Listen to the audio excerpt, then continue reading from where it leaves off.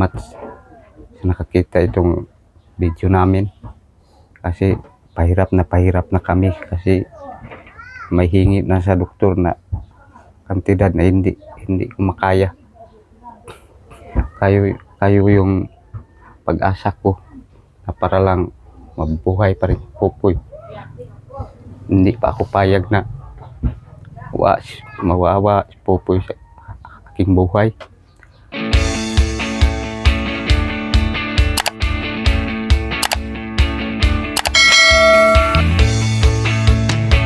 Magandang araw sa inyo lahat mga kababayan. Kumusta na kayo dyan? So ngayon nga araw mga kababayan. So andito tayo ngayon sa bahay nila Popoy. So kumustahin natin si Popoy mga kababayan. Dahil matagal na nga hindi ako nakapunta dito sa kanya mga kababayan. So kumustahin natin yung kanyang kalagayan ngayon. Dahil kagagaling lang siya sa hospital mga kababayan. So, kahapon siya nakauwi dito. So, para makumusta natin at makausap natin yung kanyang tatay kung ano na yung kalagayan ni Popoy. So, nandun kami sa Mindoro mga kababayan ay parang dalawang busy sila nagpunta sa SPMC po. Kasi ang kalagayan ni Popoy mga kababayan ay walang pagbabago, no? Ganun pa rin ang kanyang kalagayan. So ngayon balikan natin para ma-update din natin mga kababayan, para mapanood din sa lahat ng nag-sponsor kay Popoy mga kababayan. So tara na para makausap natin. Ayun. Magandang umaga po. Ayun mga kababayan, so dito na tayo at dito si Popoy at saka yung kanyang mama at papa, no? So sila po ay kahapon pa sila nakauli dito sa bahay nila at nag-chat siya sa akin nga pauwi sila dahil abutan sila doon ng 1 buwan mga kababayan. So kumusta na yung bata si Popoy? Mau laging ingon sa doktor nga kuan daw kanang para dili magbalik-balik nya pangayuan man kog 250,000 kay para i-TG daw kay ang tambal daw ni Popoy na sa Manila nya ningon man ang doktor nga kung nakay kapangitaan og 200 kay mutabang ko og 55,000 para gamay-gamay ra nya wa man gyud ko ilain nga mapangitaan og kwarta ang ana ang kantidad kay maura daw ang paagi nga para maulian daw si Popoy kay bag-o naman migawas iyang kuan nga ang para tambal sa iya nga mainom niya nga tambal nga para ikuan daw sa iyang dugo nga dili na mo suporta ang bukog daw niya, di daw kabalo mo himo og kanang dugo nya wa man daw transplant diri sa Davao kay kinahanglan daw dito daw sa laing nasud niya mo to yung doktor kung nay 200 kami na mo kuan dito niya i-deliver na diri niya bali isa ka bulan ang kuan sa doktor si Popoy pag human anang isa ka bulan ipagawas niya i-follow up na lang para maulian yun daw siya niya kuwa man tayo mapangitana kay kasi mang mahalang tambal 250,000. So ang sabi ng doktor, sabi sa'yo na ma-okay si Popoy kapag meron tayong 250,000. Maulian daw siya kay katong kauban niya naulian naman. Yung doktor nga nagsabi, yun ba ang doktor ni Popoy? Si Dr. Ong. Mo na head sa SPMC ug Davao Doc ug San Pedro Hospital. So ang sabi niya sa iyo nga pag may 250,000 tayo, so sigurado nang sigurado maulian daw. Maulian. Ang doktor na may mo kuha sa kwarta. So hindi na magbalik-balik. O di na daw mabalik kanang monitor na lang ug unsay kuan kung mutaas na yang dugo ni okay na nya paulion na. So ang sabi niya pag may 200 tayo, okay sigurado, na yun. Okay tapos magdagdag siya ng 50,000. 50,000 yang idungag kay para lang daw nga maulian si Maulian Popoy. si Popoy. Kay kung naa daw kwarta nga bisag di mo abot og 200 mangwa pa daw ang doktor sa ilang kuan kaya naman daw sila foundation kung pilay mahatag didto kung mahatagan og mga 150 kunya mag sabot-sabot po daw ang doktor kay na po daw doktor diri sa Manila nga mutabang daw kang pupoy ingnan akong doktor nga salamat kay dok kay pila na mi ka kuan diri mag-apit na mig duha ka tuig balik-balik kunya karon pa migawas ang result nga maulian daw ni si Pupoy og nay kwarta. Yung resort, kinuhan si Pupoy ng ano para mapatingnan doon sa ano. Saan din nala yung ano niya? Sa bone marrow og sa dugo niya og kanang dugo nga pula og kanang puti og kanang sa bukog nga kipadahas Manila dugay man kay naabot kay ambot lang eskwelahan pa siguro dito paggawas ingon doktor nga kinahanglan ETG kay para maulian siya kay mag-antos jud ka anitay og kuan kay ang kinabuhi niya kung di ni makuan na iyang tambal hantod siya mag-60 tuig ni Pupoy balik-balik yung kadiri. Oh, yun kasi Maurag yun ang paagi. Ang anong tawag yan? ETG? ETG. Yun ang 250,000. 250,000. So, ang doktor mismo ang nagsasabi sa iyo. Si Dr. Ong yun. Ingon nga mo permente man kadiri kung nakay kwarta ihatag sa ko kay ako na mo kuan sa Manila kay tawagan naman nako ang sa Manila unya i-deliver diri sa eroplano. Dok salamat kay dok unta og matuman kung nagyuntay kwarta dili na day kung balik-balik ana kay katong kuan ing-ani nga sakit wa man ni kaayuhan og diri lang ka wa may tambal diri sa Mindanao. Kaya dito man naman kuhaon sa kuan ka na mga espesyalista na nga doktor. Kay mayo gani kay pangayuan rati kag 250 tayo. So sigurado nga maayos yung sakit ni Pupoy. Na may kuan sir na may mga number diya sa doktor nga kung pananglitan kung nakay maduulan nga mga government na mutabang sa imo pasa lang ning number nako kay kami magtawag para makasigurado nga idapat yun diya ang Pupoy ang kwarta ipalit yun siya kuan kay kana man daw bukog niya nga kanang mga joint niya dili mo suporta ang dugo di mo sige di parehas ato nga kusog daw mo agas ang dugo sa bukog. Ang ibig mong sabihin nga yung doktor si Dr. Ong nagbigay ng number sa iyo. Kasi kapag may gustong tumulong kay Pupoy direct na dito para daw matawagan siya bigyan ng number para matawagan din sa Manila totoo talaga nga yung pera ay para sa gamot ni Pupoy. Ganon ba ang ibig mong sabihin? So salamat lagi ko nga yung ana unta kung may kwarta kay para maulian na yung Pupoy. So ikaw may malapitan ka ba doon sa mga tulad ng mga sa government natin ngayon doon sa Davao?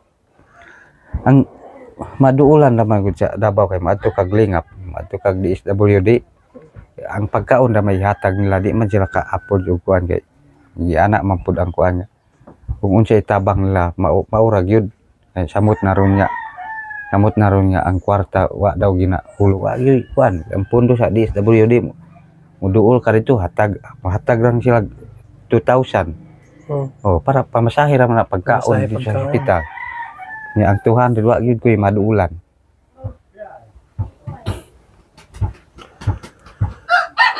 Kaya halos kuan sir ka isa ka bulan halos katulumi mo balik sa ospital niya. Pero tila bang mahalas pamasahe. Karong kados ano po mo schedule mo balik? Karon pa monitor na po siya ang dugo kay karong pitsa 4 sa Mayo. Yang problema na po gani kay wa naman koy trabaho wa koy magbagnot na akong uma para sagingan niya maura dito ko makakuha og pamasahe pagkaon na mo. Kaya nag-iingnan ko sa doktor nga di ka kakita ani di ka makakita og ingani balik-balik yun ka mahutdan ka og pamasahe nimo diha ra kutob imong bata kinsa may maghilak anak kamo raman dili man kami. Pero sa atin naman po ay sobrang hirap na hanapin yung kung sa atin lang talaga katotobo ay hindi natin kaya yan kitain yung 250,000 dahil yung hanap buhay natin ay magsasaka lang. So dyan tayo mahihirapan. Okay na nga, nangalaya ng saging nga. Kuan. Grabing ting-init. So pag hindi natin mapagamot din sa Popoy ay pabalik-balik din Maurag yun dun sa ang kuwan. ospital. Kay kung di mo adto dito, sir, kung di ni mo adto sa Pupoy dito sa ospital, parang magluspad na siya. Mamatay naman yun siya kay inigabot dito, abunuhan man diretso. Naka-recover na po siya. Yung nagpunta kayo doon, ano, kumusta yung kalagayan na Popoy? Yung last na pagpunta ninyo doon, di ba? Katong pag-abot na mo dito sa Pizza Uno, kaluoy sa Ginoo kay na nakasurvive pag yun si Pupoy kay ang iyang platelet kay uno na lang iyang platelet niya. Ang hemoglobin niya 19 lang.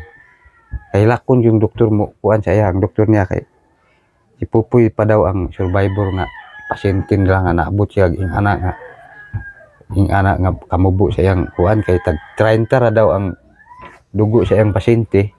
Wala na. Patay na. Unya si Pupoy kay naabot siya uno kay katong unang kuan na mo kay 4. Wa pagyapon siya na matay. Nakasurvive gyapon siya nya karong last pag adto nako uno na lang yun. Ano na lang yung ano niya. Motong dako po kay salamat sa makakita ning among video tungod kay Pupoy kay halos nga murag maluya na ko tan-aw sa akong anak kay di man gyud maulian. Nya karon kay ingon doktor maulian ni sir basta maningkamot yun ka ng kung magpasag-pasag nas Pupoy diretso ni mo diri kay ba nag kung di pa kita 250,000 at least nga maagapan pa na kay maabunuhan nagkuan astig man na siya. Kay pag abot na mo dito wa naman iyang ang heartbeat niya motong kung nakakita mo tong gipost na ko nga daghan na kay Guire mao na lang po naka-recover siya. Popoy. Ya pag gikan na mo gahapon hatag man ang doktor og number nga itawag yun og unsay balita kang Pupoy kay para ma-update na mo kay ang dugo ni Pupoy karon platelet niya 41 gahapon pag luspad na siya muubos na pud ang platelet Baba na po mo dito. balik na pud dito kay abunuhan na pud. Sa isa ka sa yung magpunta kayo galing kayo sa ospital, mga ilang araw kayo bago makabalik doon sa ospital? Yung kadalasan nga nun nyo? Ang follow-up check-up kung i-discharge ka, kuan, 2 ka semana. Di naman kaabot 2 semana. Mga 5 ka adlaw, balik na kay. Malipong naman po siya. Balik na po siya dito. Mga sa pertig yung disyuda ning. So, sa isang buwan, minsan, kaapat, kayo? Kaupat, kaduha. Kaduha, ganon. Minsan, pag matagalan kayo sa ospital, abutan kayo ng isang buwan, tulad ngayon. Mga isang buwan kayo doon. Isa ka bulan nya. Pila ra pud ka adlaw balik na pud. Mabuti meron kayong matirahan doon. Namang kuan dito kanang pag umangkon nako nga bago nakatrabaho. Nya dito pud kumisok-sok giingan ako nga pasayro alang ko kay wa kini lain madangupan ani. Sige kay ako na imbayad og kuryente kay pagkaon mahatag siya bugas. Wa na sud anay kay importante na bugas. Mao ra to iyang sibi itabang sa mo dito sa Davao. Kay muuli ka dito og isa ka semana ang follow up. Di na kakabalik kay wa na may pamasahe. Wala na. Sobrang layo kasi dito sa amin mga kababayan. So pabalik-balik doon sa Davao. So ang pasahe pa lang mahal na yung pasahe. Mahal kayong pamasahe.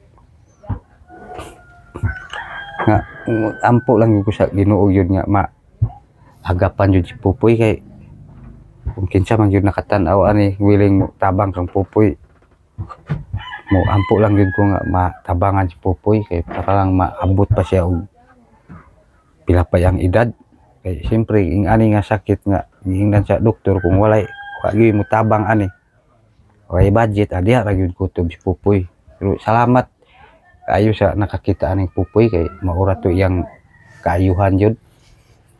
Huwag kang mag-alala dahil pagdasal lang natin yan sa Panginoon na may mga taong gamitin ng Panginoon para matulungan si Pupoy. Tulad noon, nung nagpunta ako dito, kahit piso nga dala ko ay wala. Pero dahil may mga tao nga gigamit ng Panginoon para matulungan si Pupoy ay may mga blessing na dumating sa atin. So kung tayo-tayo lang kasi ay wala tayong magagawa. Walang-wala din tayo ngayon. So ang ikasabi ko lang sa inyong mag-asawa, magdasal lang kayo ng Panginoon nga sana may taong gamitin ng Panginoon para matulungan ang anak niyo para hindi na kayo magbalik-balik sa doktor. Kasi yung sinabi ng doktor nga 250,000, so kung may 200 ayos na, yung 50,000 ay siya na lang ang bahala. So malaki pa rin yung 200,000. Pero walang malaki kapag ang Panginoon ang maghanap ng paraan. Dahil ang Panginoon po ay mayaman po. So ito lang masabi ko sa iyo, magdasal lang tayo palagi ng ating Panginoon na may tao nga gamitin para matulungan si Pupoy. Kasi kung tayo lang, wala tayong pera, no? So ultimo pagkain natin ngayon, pagkain nyo, wala na kasi sabi mo kanina yung saging mo wala na ano na sa init at hindi na rin naalagaan. Pero ang masabi ko lang sa iyo ay magdasal lang tayo palagi ng Panginoon.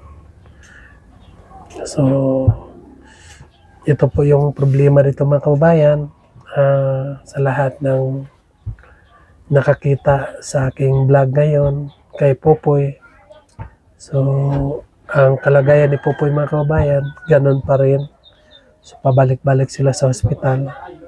So tulad ng sinabi sa tatay ni Pupoy kanina, nag-offer yung doktor na kung may 250 or 200 para mapagaling natin si Pupoy mga kababayan.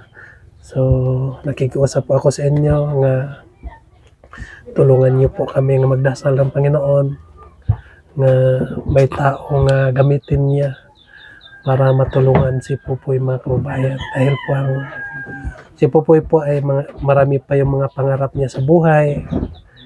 Si Pupoy mga kababayan ay gusto pa siya mag-aral. At hindi ang pag-aral lang ang kanyang pangarap, no? So may mga pangarap pa rin si Pupoy mga kababayan. Sana po ay tulungan po natin, no? Ang pagdadasal niyo ay malaking tulong na po yan para sa pamilya ni Pupoy. So masabi ko sa iyo tayo, huwag kang mag-alala, magdasal lang tayo ng Panginoon, no? Dahil alam ko po nga may taong gagamitin ng Panginoon para matulungan si Pupoy. So ayan po mga kababayan, no? Sobrang hirap po ang pinagdaanan sa kanilang pamilya dahil po kay Pupoy. So hindi naman po pwedeng nasusuko tayo, hindi naman pwedeng nasusuko sila dahil anak nila eh. So kahit wala ng panggas, kahit wala ng pamasahe nila, pero pinilit pa rin nila nga magpunta doon sa ospital. So ngayon po, papasalamatan ko po yung lahat nga nagpapadala kay Pupoy. So yun nga pinapadala niyo mga kababayan. So yun po ang ginamit nila pabalik-balik doon sa ospital mga kababayan. At binili ng gamot. So sobrang mahal po yung gamot ni Pupoy mga kababayan. So yung pera nga pinapadala ninyo ay yun po ang paunti-unti nilang ginastos sa ospital, no? So ano yung masabi mo sa lahat ng nagpapadala sa kay Pupoy? Maraming salamat po, ma'am, sir, sa tulong ninyo kay Pupoy. Maraming salamat po, nakatulong po sa amin. Ngayon, ilang beses na kami punta doon ng ospital at yung pera ginamit namin ay maraming tulong sa amin. Ngayon, nasubukan ko na itong karanasan namin sa pagpunta doon sa ospital. Kung wala kang malapitan, hirap na hirap pa rin. Ngayon, nagpapasalamat ako na may pera na papadala kay Pupoy para may magamit kami sa araw-araw na gamitin namin doon sa ospital. Ngayon at wala naming pera, bali mag 1 year na kami doon sa ospital.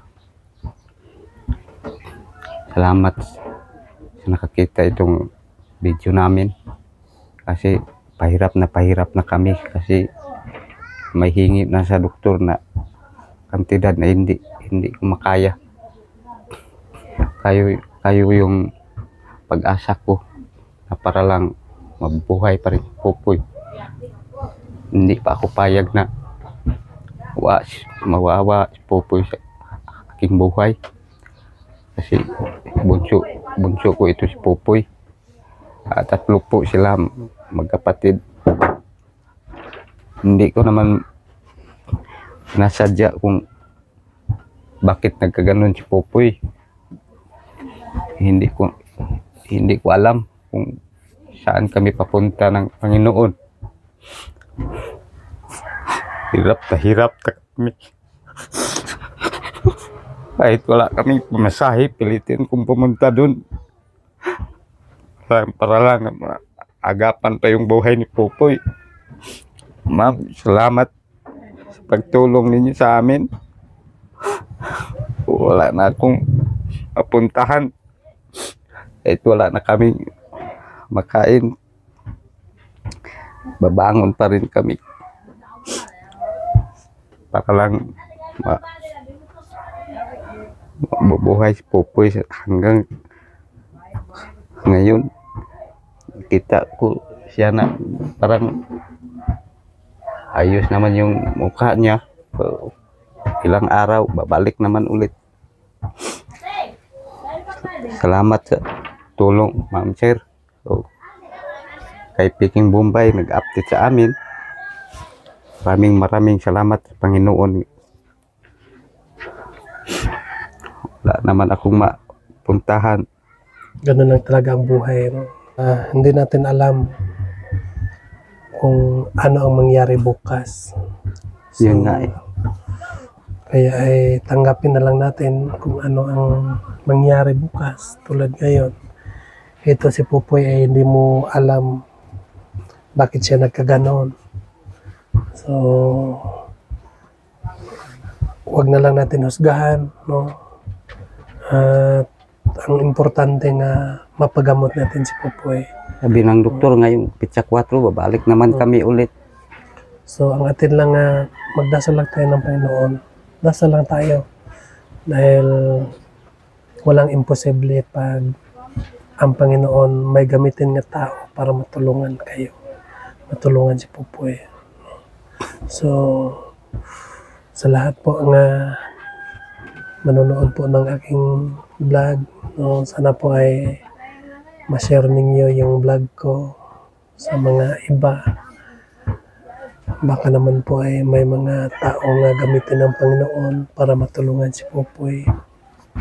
Kasi sobrang malaki po yung hiningi sa doktor nga pera para maayos yung kanyang sakit.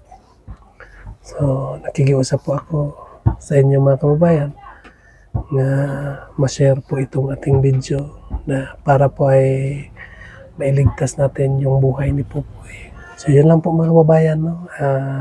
Magpapaalam na ko sa inyo. So maraming salamat po sa inyong lahat ng walang sawang nagsubaybay sa aking YouTube.